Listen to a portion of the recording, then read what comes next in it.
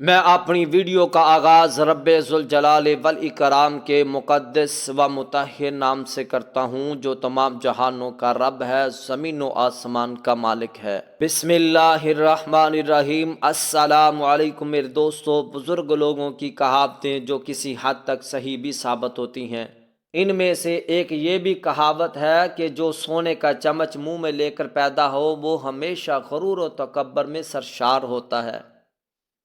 جو جتنا ناز و نم کے ساتھ پلتا ہے وہ اتنا ہی نافرمان ہوتا ہے۔ یہی حال بنی اسرائیل والوں کا بنا۔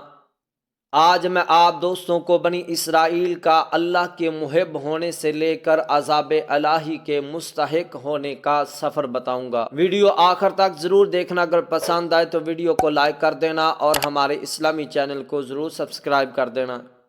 معزز سامعین گرام، بنی اسرائیل وہ قوم تھی جو اپنی زندگی ایک مدت تک فرعون کی غلامی میں گزار رہی تھی، ہر قسم کی سختیوں کو برداشت کر رہی تھی، ہر ظلم و بربریت کو برداشت کر رہی تھی۔ آج کی طرح ان کی ذریت کو بھی تہہ تے کیا جا رہا تھا۔ وہی چیخ و پکار تھی جو آج فلسطینیوں کی ہے۔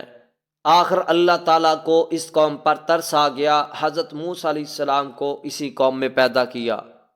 حضرت موسیٰ علیہ السلام وہی جوانی کو پہنچے۔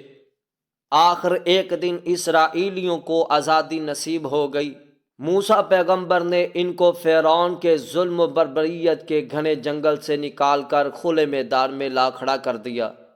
اللہ تعالیٰ نے تمام نعمتوں کی بارش کر دی اور فرمایا، اے بنی اسرائیل، ہم نے آپ کو پورے جہان سے افضل بنا دیا ہے اور اپنی تمام تر نعمتوں کے منہ کو کھول دیا ہے۔ بھوک لگی تو من سلوا کا انتظام کر دیا، گرمی لگی تو بادلوں کو ان کا غلام بنا دیا، پیاس لگی تو 12 چشموں کا انتظام کر دیا، گویا کہ سونے کا چمچ منہ میں ڈال لیا۔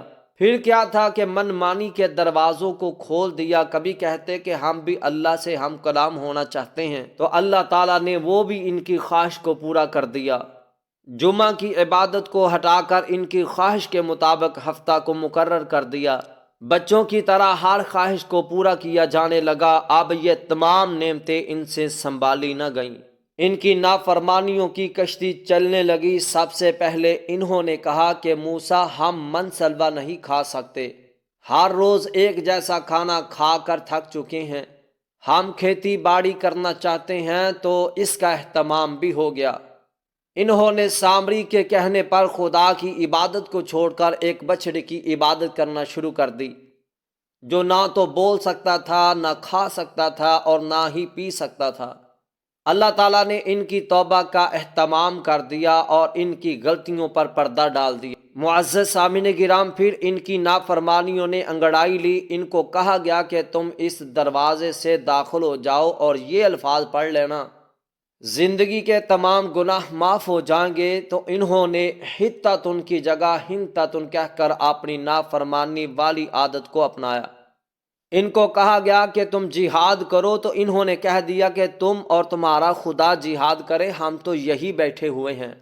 ان کو کہا گیا کہ ہفتے والے دن مچھلیاں مت پکڑو، تو یہ اپنی عادت سے مجبور ہو کر جمعہ کی رات کو کھائی مار کر ساری مچھلیاں جمع کر لیتے اور اتوار کی صبح کو جا کر پکڑ لیتے۔ بار بار سمجھانے پر بھی اپنی گندی حرکتوں سے باز نہ آئے۔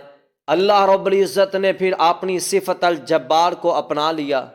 اللہ تعالیٰ نے ان پر لعنت بھیج کر قیامت تک کے لیے ذلیل و خوار کر دیا۔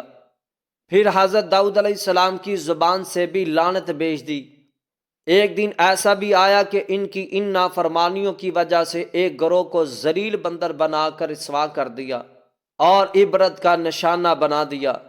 یہ قوم اتنی ڈھیٹ بن گئی کہ اب بھی یہ اپنی حرکتوں سے باز نہیں آ رہے اور اپنی غلیظ حرکتوں سے اسلام کو سخت نقصان پہنچا رہے ہیں۔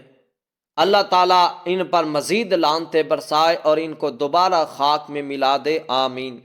انہی بات پر میں اپنی بات کو ختم کرتا ہوں۔ والسلام۔